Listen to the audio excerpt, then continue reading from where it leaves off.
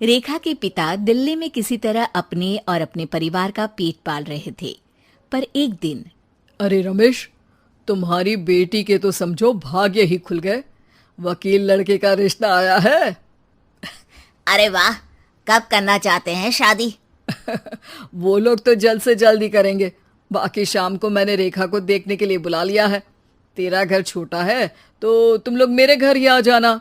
राकेश और उसकी बीवी सारी तैयारी के साथ रोहित और रेखा की शादी कर देते हैं। लेकिन अगले ही दिन देखो रेखा, शादी भले ही हो गई है, लेकिन तुम ये मत सोचना कि मैं किसी जोरू के गुलाम टाइप रहूंगा। रेखा को रोहित की बात अजीब लगती है। मैं ये तो सोच भी नहीं सकती और ना ही चाहती हूँ, लेकिन शादी के अगले ही दिन इस तरह की बात की उम्मीद भी नहीं थी। रोहित रेखा के मुंह से ये बात सुनकर गुस्सा हो जाता है। अरे, काफी जबान भी चला लेती हो। माँ ने सिखाया नहीं कि पति से कैसे बात करते हैं? रेखा अब चुप रहने में ही भलाई समझती है। रेखा, जल्दी से नाश्ता तैयार कर लो।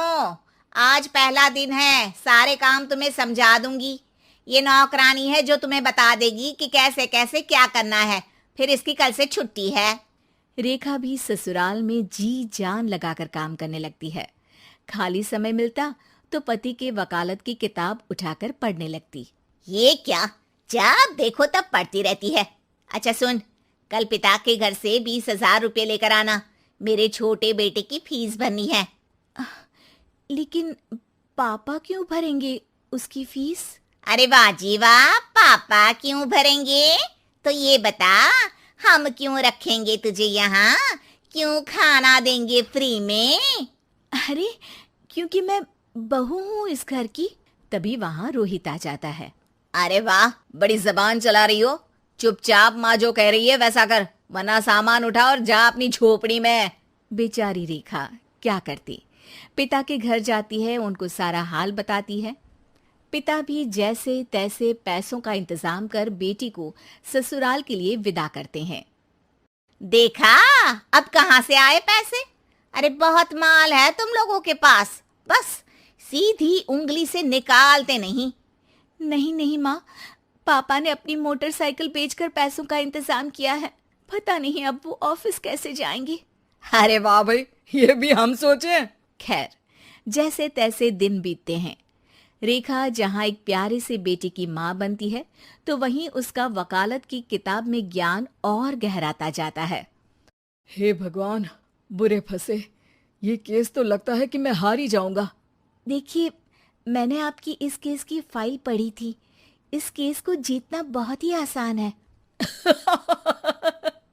वाह भाई वाह, यहाँ वकालत की डिग्री लेकर भी मैं समझ नहीं पा रहा हूँ, और तुमने रोटी बनाते बनाते ही केस समझ लिया। अरे जाओ जाओ, जाकर मुन्ने को संभालो। केस मैं संभालूंगा। ए लड़की सुन, जाकर अपने बाप के यहाँ से 3 लाख लेकर आ। पूरा घर फिर से बनाना है। छोटे की शादी करूंगी तो छोटी बहू को कहाँ रखूंगी? पूरा घर तो तूने घेर रखा है। ऐसा मत बोलिए माँ जी। पापा इतना पैसा कहाँ से लाएंगे? अब तो वो रिटायर भी हो गए हैं। हाँ, तभी तो बोल रही हूँ, रिटायरमेंट के पैसे तो मिले होंगे ना। लेकिन वो अगर आपको दे देंगे तो बुढ़ापा कैसे काटेंगे? रोहित रेखा की बात सुनकर गुस्सा हो जाता है। ए सुन, चल अपना सामान उठा, अपना बच्चा उठा और निकल यहाँ से। रेखा के लाख आग्रह के बाद भी रोहित और उसकी सास उसे घर में नहीं रखते। पापा, मैं तलाक चाहती हूँ। बेटा, मेरे पास वकील के पैसे नहीं है। पापा, आप मुझे वकालत करवा दीजिए। अपना केस मैं खुद लड़ूंगी। इस बार रेखा के पिता भी उसे ससुराल ना भेजकर रिटायरमेंट के पैसों से वकालत करवाते हैं। और फिर एक दिन कोर्ट के बाहर, रोहित, आज तुम अपना ही केस हार गए, वो भी उस लड़की से जिसकी तुमने कभी कदर ही नहीं की। रेखा, मुझे माफ कर दो। मैं इतनी बड़ी अमाउंट कहाँ से लाऊंगा? मैं हर महीने पैसे नहीं दे सकता तुमको। पैसे वहीं से लाना जहाँ से तुम मेरे पापा को लाने के लिए मजबूर करते थे।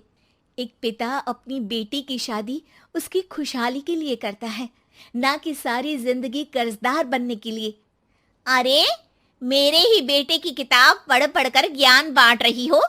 वकालत की किताब तो ससुराल में ही पड़ी थी ना। बिल्कुल, यहाँ मेरी गलती रही।